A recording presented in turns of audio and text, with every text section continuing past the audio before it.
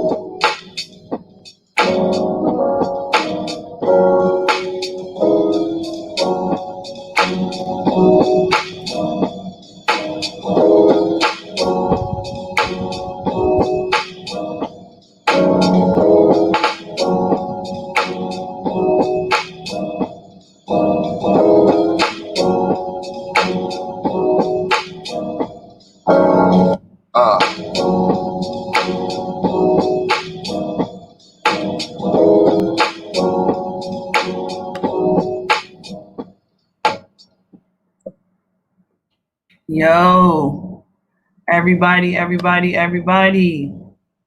Welcome to the Village Perspective Podcast.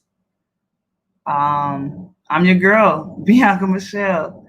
And this is episode, I forget what number we're on, but the episode is entitled Black and Organized. You know, we've been doing our Black series, Black and Creative, Black and Crazy, or Am I? Black intersectionality and vulnerability, and the times that we are navigating and the times that are soon to be upon us, in my mind, call for us to be organized. So today, that's where we landed. Just to remind the people what the Village Perspective Podcast is, we are a digital discussion podcast where we seek to edify the perspective of the village. I have guests here. Many of them are friends, fellow villagers. We do similar work or are aligned with similar perspectives. And I think that there are things that come up when we commune together that I want to share with the broader village, because I feel like it is our perspectives and the shifting of our perspectives that will shift our mind states and our manifestations, and ultimately the way that we develop our communities and neighborhoods.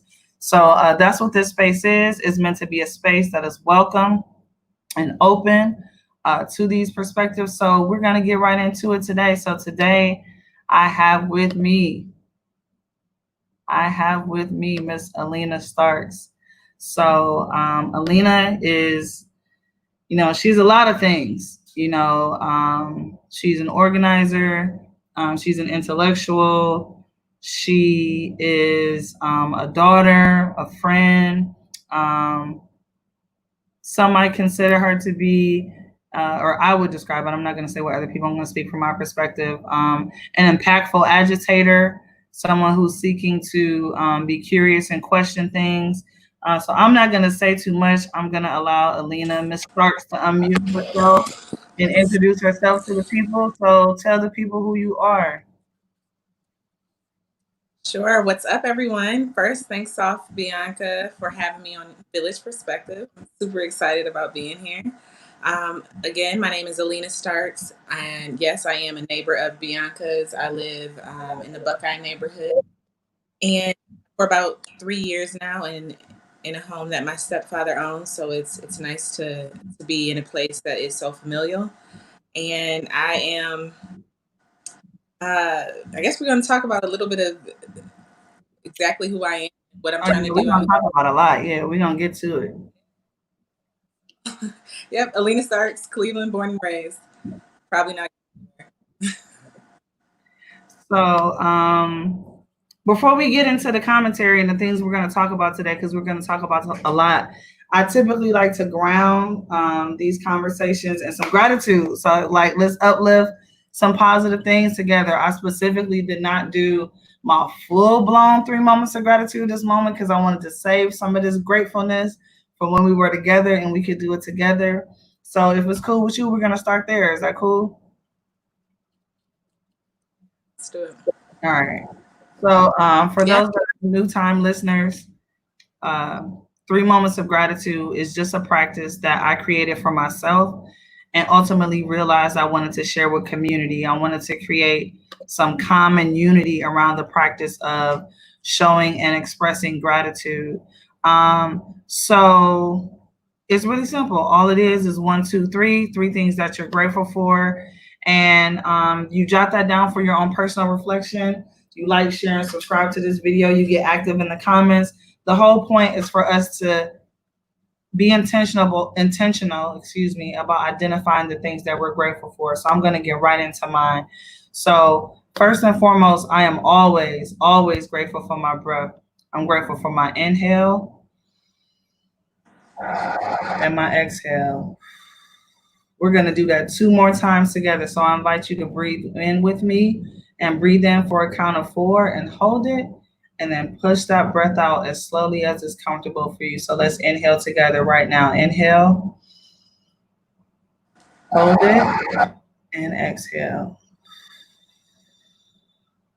This is our last collective breath. Let's make it count. Inhale as deeply as is comfortable for you and slowly push that breath out.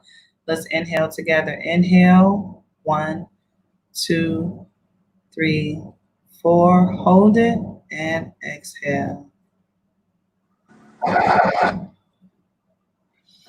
I'm grateful for my breath because it lets me know I'm alive. Secondly, I am grateful for connecting with new neighbors. Not only did we get a chance to connect today or earlier this week, Aleena, I had an opportunity to meet up randomly with another neighbor at Unbar today where I was grabbing some lunch. And we sat outside and talked for an hour and a half. And it was so fruitful because this person is a business owner. They're a resident. They're a full-time nurse. And I'm not even going to say who they are because they're going to be on the podcast. So we just going to keep that in the back pocket. But I'm grateful for those moments of connection that are authentic, organic, and fruitful. And then lastly, I'm grateful for old friends. They say you don't, make new friends, but keep the old. And I'm supremely excited for the opportunity to connect with one of my oldest friends from high school who pulled up on me today. So we're going to get to spend some quality time together. And they are meeting and communing with my dog right now as we record. So I'm appreciative of them having that solo bonding time. So those are my 3 things. I'm grateful for my breath. I'm grateful for the opportunity to connect with neighbors and new friends at local Black-owned businesses.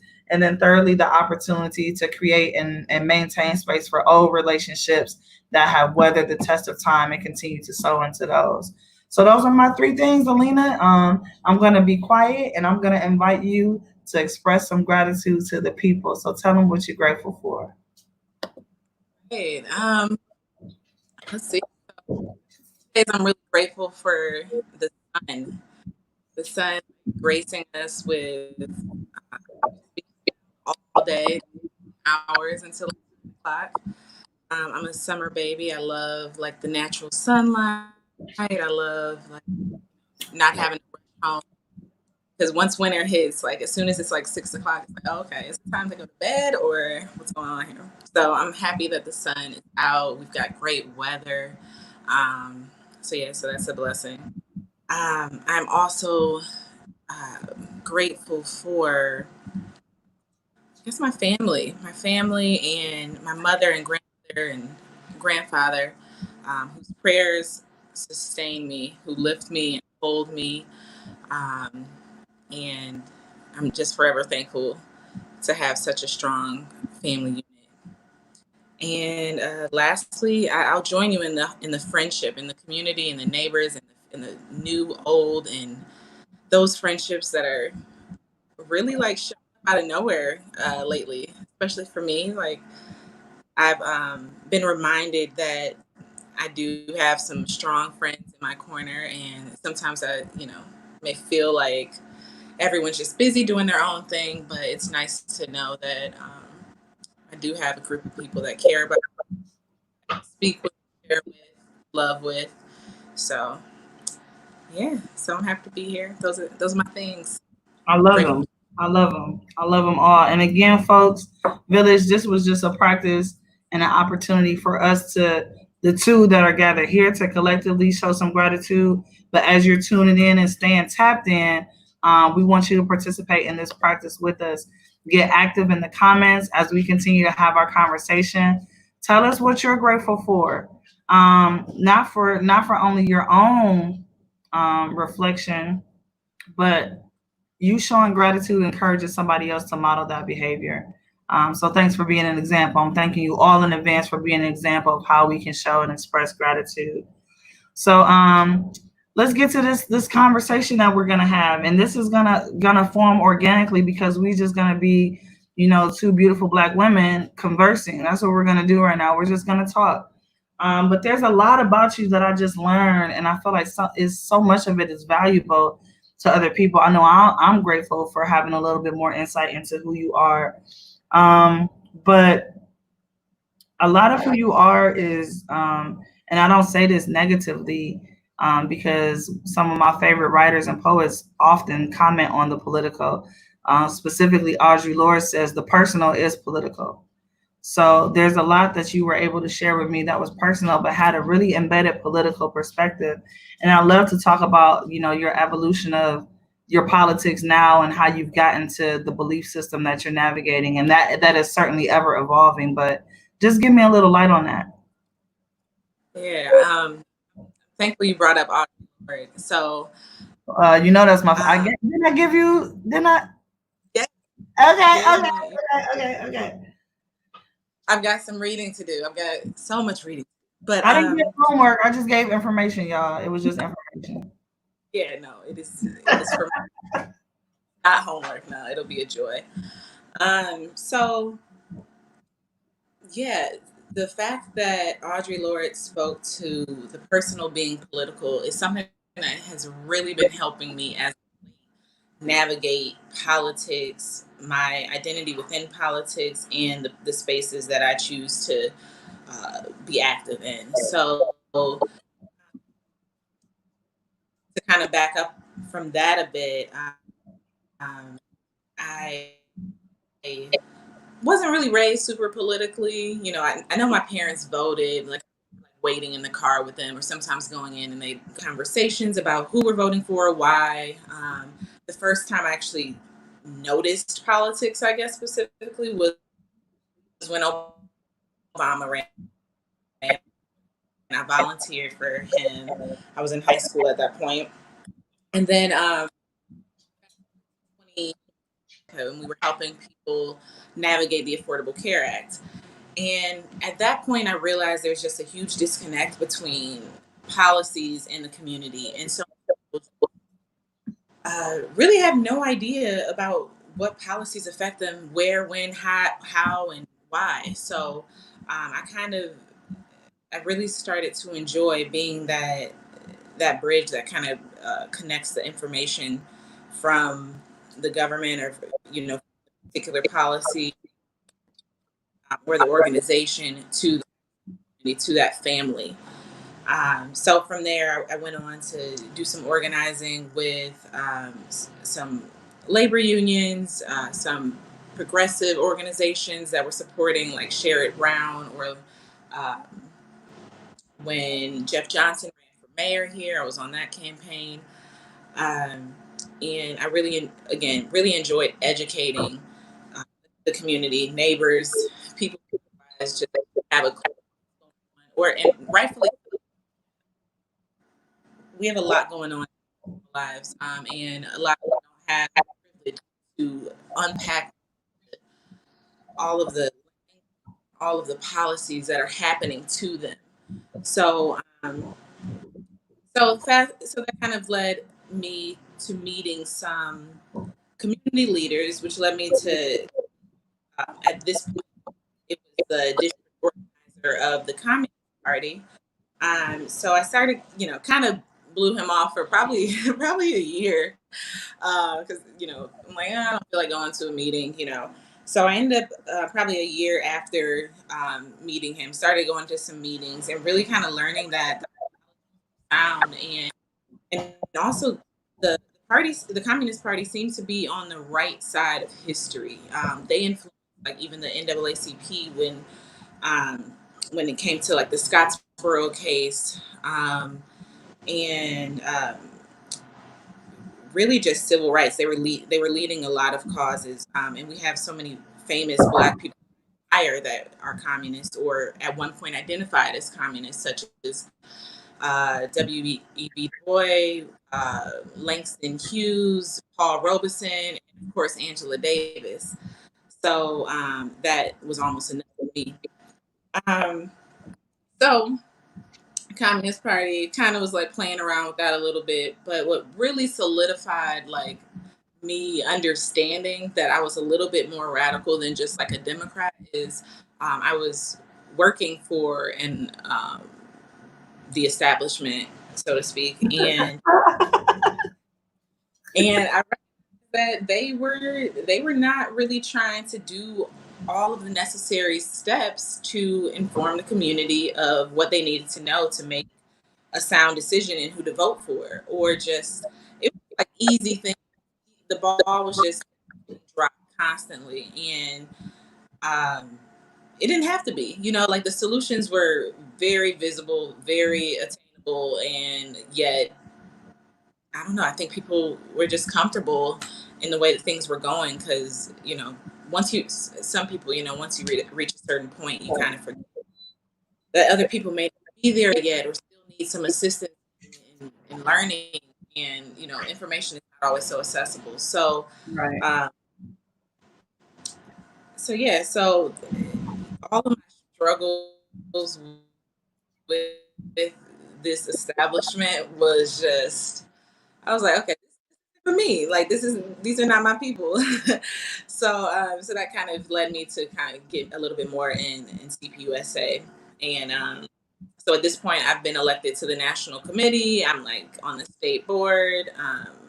We started a podcast called The Spectre where we try to uh, make like heavy theory more accessible and talk about race, culture, and class and in a very organic way.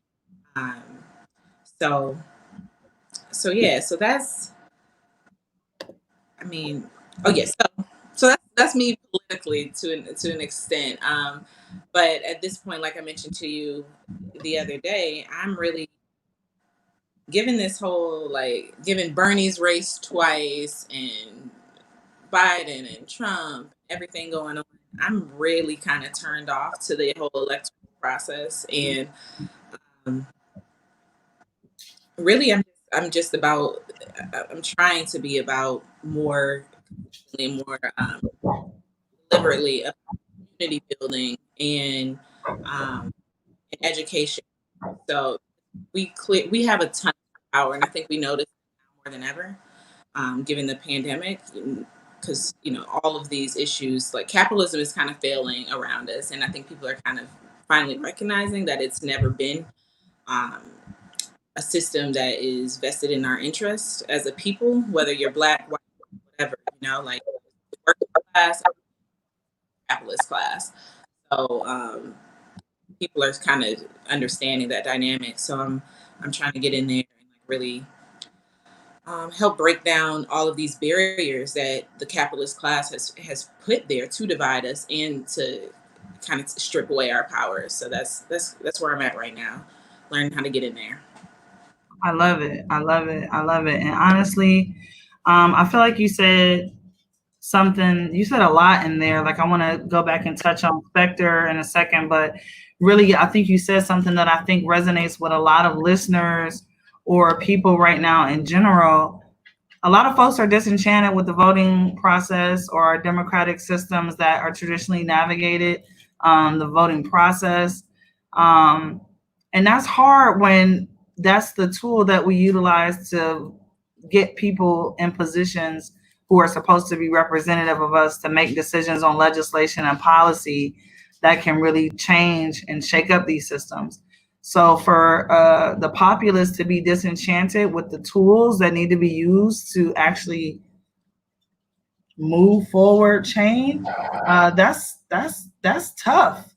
That's tough because how do you get a group of people to buy into a process that inherently was built to destroy or oppress them?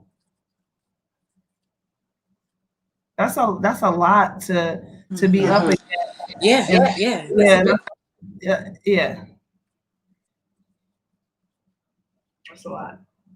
Yeah, I mean, it is. And all of that being said, like this was something I personally struggled with myself as someone who worked for Bernie in 2016, and also like you would have thought you actually did think that I worked for him in 2020, like the way that I was I did. I thought you with did. some other comrades.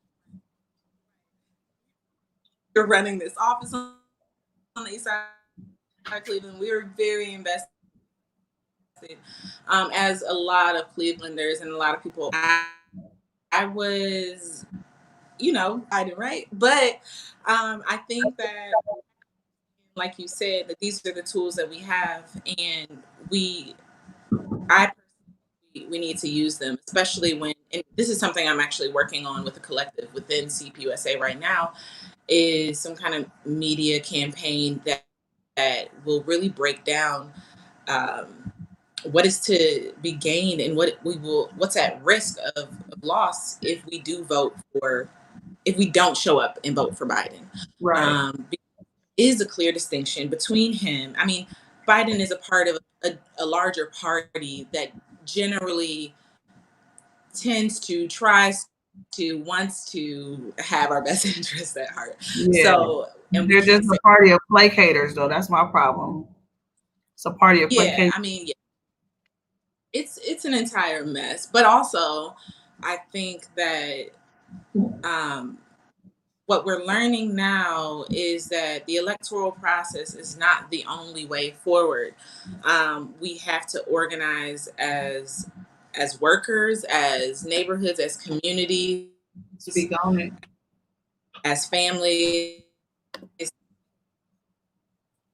Yeah, we have to supplement the electoral process with other movements. Yeah, we do. And like, let's see, the jail coalition, for example, you see that in um, the Ellipsis Institute came to mind.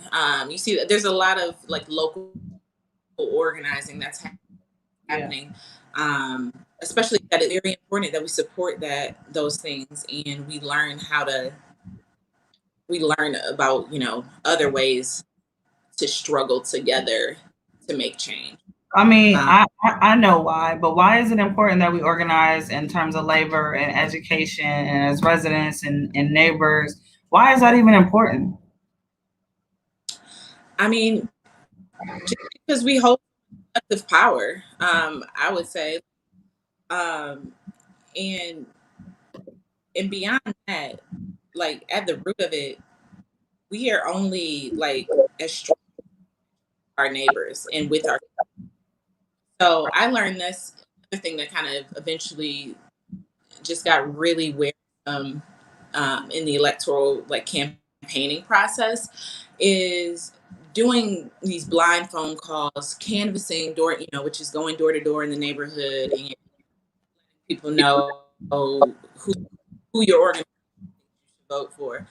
Um, it's hard to, people don't trust some stranger coming up to their door once every election cycle telling them who to vote for.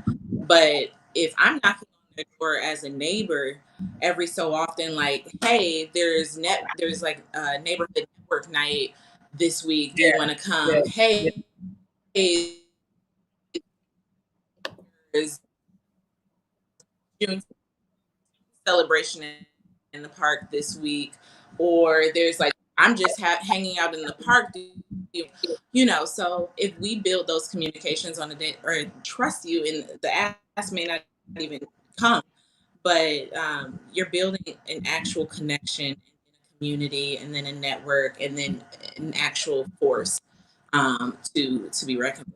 So Yeah. yeah. Yeah, what you just established, I mean, what you just described is like actual engagement. Like you're building rapport, establishing trust. You're building a relationship with community, not just coming to community when you want something, when you're asking with your hands open, hey, give me your information, give me your data, give me your opinions, and see you in 6 months.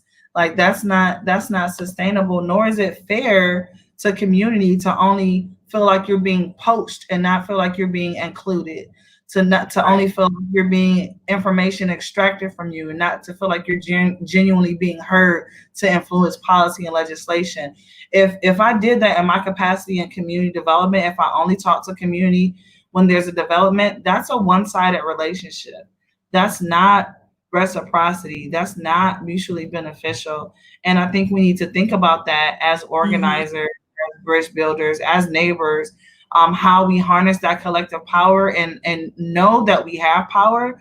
So being gatekeepers to that power and understanding that who we give access to needs to be worthy of it, whether it's a politician, a developer, another neighbor, understanding our value and the value that our collective power holds, and holding people accountable to when they do tap into it, they better utilize it for the benefit of my greater good, which includes Black and brown and different disenfranchised folks.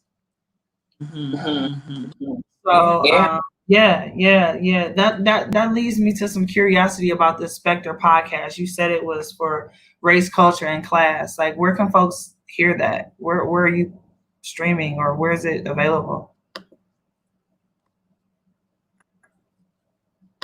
Spectre is on every single platform, from Stitcher to Apple Podcasts, Spotify, all of them. You can even on cpusa.org, you can type in the Spectre. It's everywhere, so check it out. Can't say we have something coming out every week, but we are doing our best. As we, everyone's work. People have a lot going on, but yeah, that's How what do you you can find. spell that? Spectre. What's that? How do you spell Spectre? What was that? Spectre. How do you spell it? SPCTER. So that's like the specter of communism is haunting the world, basically. Nice. Thank you. I just want to make sure that people know where to contact you when they're ready to tap in. So yeah. If I could share, like, I just realized so in all of latest, like, world developments, there's been a call for defunding police, and a lot of people have learned about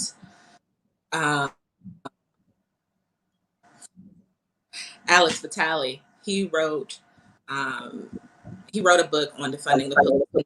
On this, have some topics that are pretty relevant to what's going on right now that we discussed. How Cuba handled COVID-19, which is amazing compared to us just because of their healthcare structure.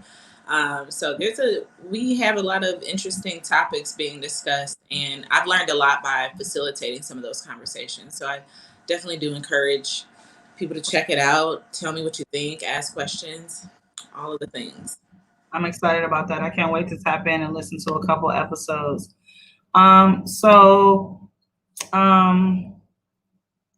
One of the things that I've experienced, and a couple of organizers that I know have shared with me their personal experiences as well, and professional experiences. And I'm wondering if you have any thoughts on this, but it's really like, I don't know how else to describe it, but to say what it is, imposter syndrome. Like, in doing this work, there's a lot that comes with it. It's taxing. Self-care of organizers is always something that's at the forefront of a lot of conversations that I've been involved in the last 3 years, to prevent burnout and the mental health implications of working so diligently and committed to people. Sometimes it's hard, it gets heavy, and there are all types of things that try to play on your mental to dissuade you from doing that work. Have you ever experienced, or do you understand the concept of imposter syndrome, and how has it shown up for you, and how have you been able to navigate those falsities that come up with imposter syndrome? Well, first let's define it before we talk about it. Like, what does imposter syndrome mean to you? I was thinking about what the actual definition is. I mean, I would guess that I can Google it if you want textbook. Yeah, that never hurt anybody. So, the imposter syndrome, I mean, is, like you said, like a falsity that can infiltrate your thoughts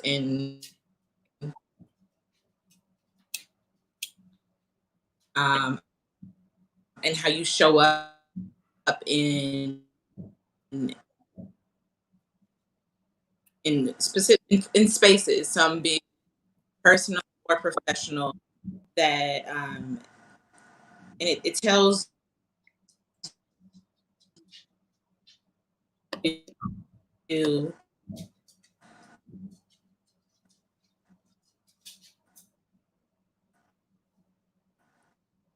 that women of color. So I got the Google. I got the And Google. probably even more so Black women. So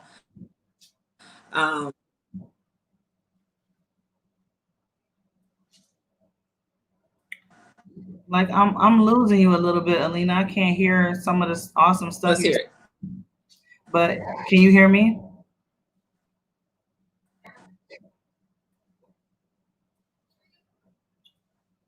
I'm not sure if you can hear me because you're frozen a little bit, but I'm gonna go ahead and say the definition of imposter syndrome. You can hear me? Okay.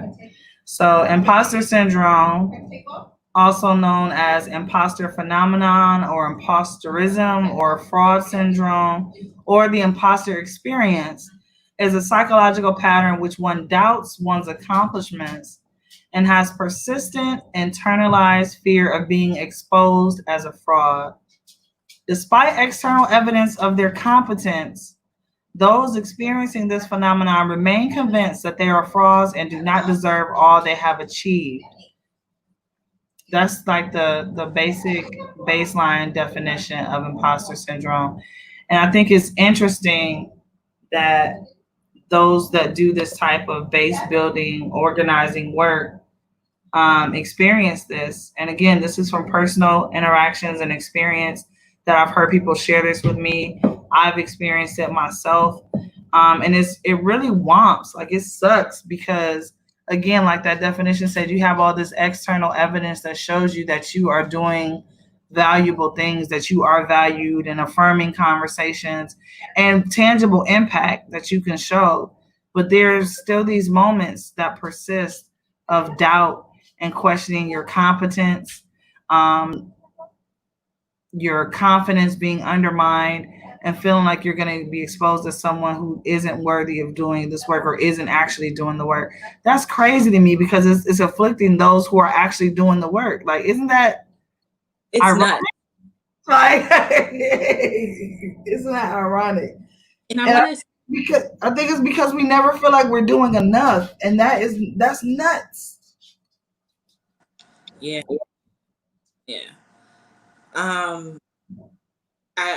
As a communist, I guess I always kind of want to say like it's because of capitalism, but like capitalist values do support production and like perfectionism and able-bodied, all of these things that are either sustainable or only, it's really just to work us to produce a product.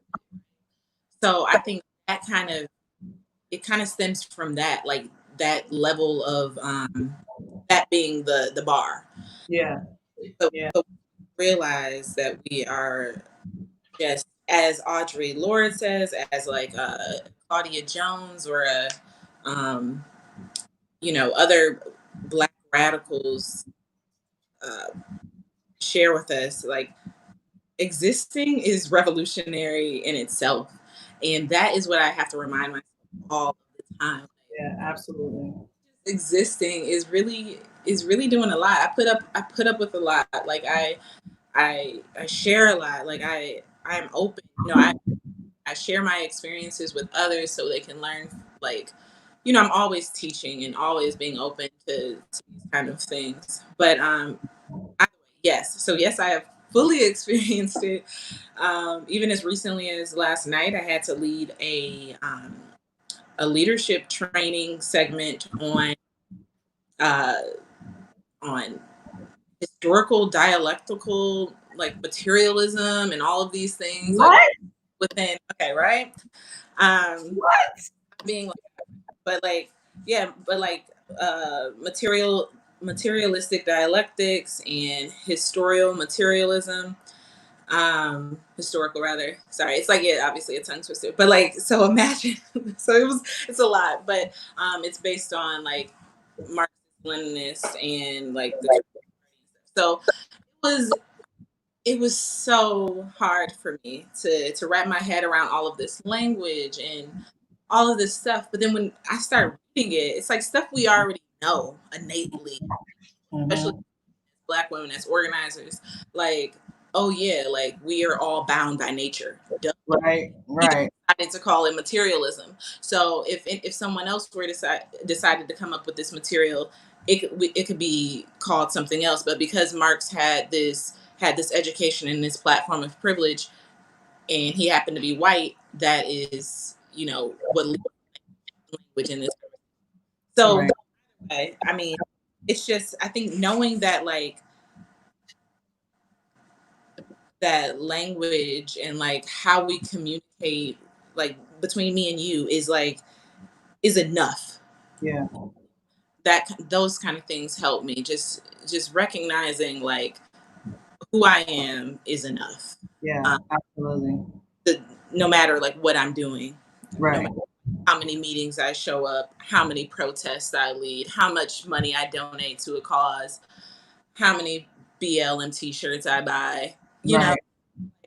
me, yeah, so like again, existing is enough. Yeah, absolutely. Like I said, the personal is political, and like you said, existing is a revolutionary act. So thank God for our ancestors and our creatives and our Black radical women that have left those nuggets for us to chew on as we navigate the path that we go forward on. So I'm very grateful for that. So we're moving into like closing up a little bit, but before we do that, I want to know, I want to just shoot the shit a little bit and just see like what are you listening to, or what are you reading, or what's feeding you right now to keep you on the path of all the things that you're doing, that's so grounded and connected to the service of others. So what are you ingesting that feeds you, whether it's music or something you're watching or listening to or reading? Like, give me a couple of those things. Okay. Right now, via the Better World Book Club, which is run through again the Communist Party here in Cleveland. We meet every Sunday. We're reading Sojourning for Freedom right now, which is just a collection of the history of Black women radicals in the movement, and it just is a full account of all of these people. Like, I mean, they mentioned Claudia Jones a lot in there. I can't really.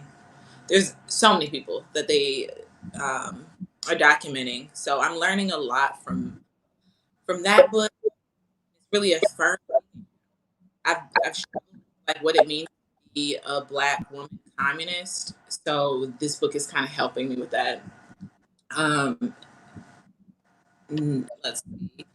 Um, I haven't really been listening. Okay, so I haven't been listening to too much music outside of being at friend's house who forced me to listen to new music. I know. I feel like you're indicting me. I don't know. I feel like you're judging me. No, it's fine. So yes, but I will say. So I was watching. I May Destroy. Are you familiar? A what? I May Destroy You. Yeah. Yeah. I think it. Did you watch it?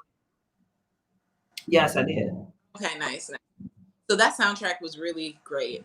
And then on top of that, like so those kind of stories, as kind of heavy as they are, it's I learned a lot from it, and That was a pretty heavy show too. yeah, I think they did a good job of like balancing like They did.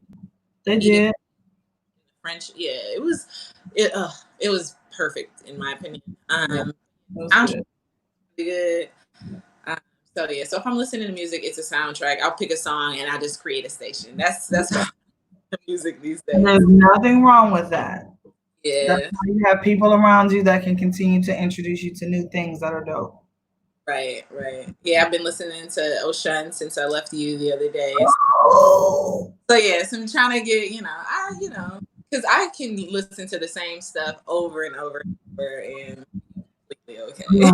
Well, I have gotten a slice of joy out of the fact that you have taken heed to my recommendations and Yes. are at least checking them out and vetting them for yourself. So that brings me definitely a slice of joy. So thank you for doing that. Yeah. Um, let's see. I want to share some things that I'm listening to as well. Let me think. I've been listening to a lot of Alex Isley. And it's definitely Isley, as in Isley Brothers. She is the granddaughter of one of the great Isley brothers. I've been listening a lot to Kirby, and I've been listening a lot to Oshun and Ruben Vincent, who's a young rapper out of in the camp with like Rhapsody and all of those folks. And reading wise, I am rereading a book called Conscious Capitalism. Mm. Conscious Capitalism. It's one of my favorites from my days and my master's in business administration tutelage. And it really is just about how to start an enterprise that really does focus on people, planet, and profit. It's not just about making the money, it's also about how people are prioritized, how the planet is a consideration, and how the business is purpose oriented. So that's something that's really feeding me these days. And it just shows you where my perspective is. I'm definitely more collective than I am about the individual. I will always choose the collective over my own needs. And a lot that I pursue and the way that I curate my life is around the collective, not just the individual. So, thanks for sharing that. The things that are feeding you right now, or things that you're tapping into. So, we've talked about a lot. We've talked about the Communist Party, the Spectre podcast, which is on race, culture, and class, imposter syndrome. You mentioned about a little bit about your work with the Jail Coalition, Shelter, about the book club. You got a lot going on, and so I just appreciate you for being you and showing up as your whole ass Black woman self in the spaces that you occupy. Before we wrap up, tell people how they can connect with you or what you have going on. If there's anything like that that you want to share, I want to give you the space to do that so people can stay connected to this information that you are connected to, so they can be more informed when it comes time to making decisions that impact them. So anything you want to drop off to the village, now's the time to do that. So you got anything to drop off? All right, sure. Yeah, everyone can follow me if they want on Instagram at AlBenSure, AlBeensure. Also follow the Spectre on Instagram, and I think that's the Spectre ER_CPUSA. And then also, I'd like to invite everyone to the book club. It's a Better Word Club. You can type that in on Facebook. It should pop up, or just reach out to me on Instagram. I can plug you. It's every Sunday at 5, like 5 to 7. We read, and it's a good time. I would honestly, if you're listening and you're a Black woman or a Black man, please join us, because it's like 1 to 2 of us. So we need you. Yeah, so that's it. We need you. We need you. I feel that we need you. Um, so man, that's really all I had, Aleena. I'm so grateful that we finally had an opportunity before the pod to connect in person on an organic, a real level, and like look each other eye to eye and like see each other a little bit more. I'm really appreciative of that because I know that I could tap into you in the future for a plethora of things. I just want to make sure people know to make sure you're following us on Instagram at Village Perspective. Look us up on YouTube. Soon I'll have our own page, but right now it's on my page, Bianca Michelle. Check us out on all the streaming platforms. We are available on Spotify, Apple Podcasts, Google Podcasts. All you have to do is search Village Perspective and those things will come up. You can check us out on all the different platforms on Anchor. Hey, this is our space. This is our space to curate. I'm just the vessel and the facilitator of these conversations and the curator of this space, but I do this for us. So I'm gonna do what I always do. I'm gonna sign out by encouraging everybody, every listener, every voice or every ear under my voice. I'm encouraging you to be kind to yourself. I would love for you to be patient with others. Once you do those two things, go out there and be great. And you know what? If you choose, it's your free will to decide. But if you choose, go ahead and go with God. So I'm your girl, Bianca Michelle. That was my girl, Aleena Starks, here with us on the podcast today. And, before we go out, before we leave, we always like to do our best to share some local music. Mm-hmm. Yeah, who'd you play earlier?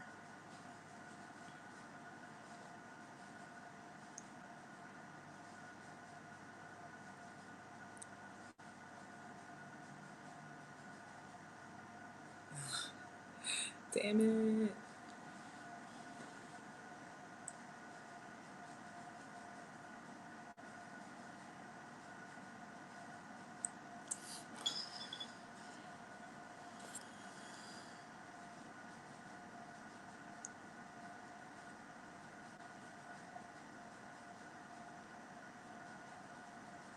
You play that belongs to.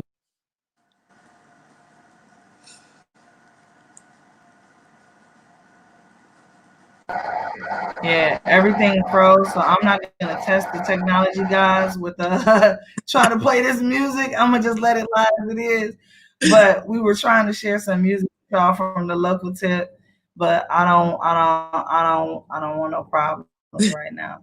So I guess we're just gonna go the Right. same way we came in.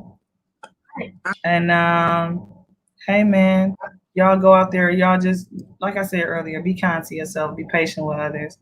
Go out there and be great. And if you choose, go with God. My sister, thank you so much for your energy, sharing your talent, your time, and your treasure with us on the pod. I know this is not the end of a conversation, but the beginning of a much longer and deeper one. So I appreciate you for being here with us today. Thank you so much for having me. I appreciate you seeing something in me that, wanted to be talked about and explored. So No doubt. I appreciate this budding relationship.